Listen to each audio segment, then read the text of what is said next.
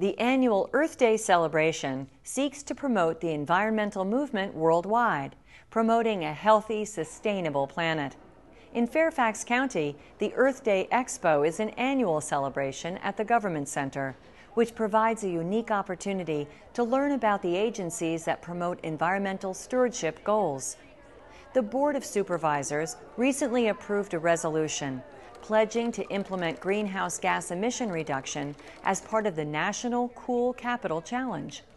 The pledge includes more county operations that contribute to reducing greenhouse gas emissions through actions such as utilization of wind energy, tree canopy, teleworking, lighting upgrades, landfill gas to energy, and more. Combined, these actions represent a reduction of more than 1 million tons of CO2 per year. Fairfax County's Environmental Improvement Program for fiscal year 2009 is available now at www.fairfaxcounty.gov/living/environment/EIP.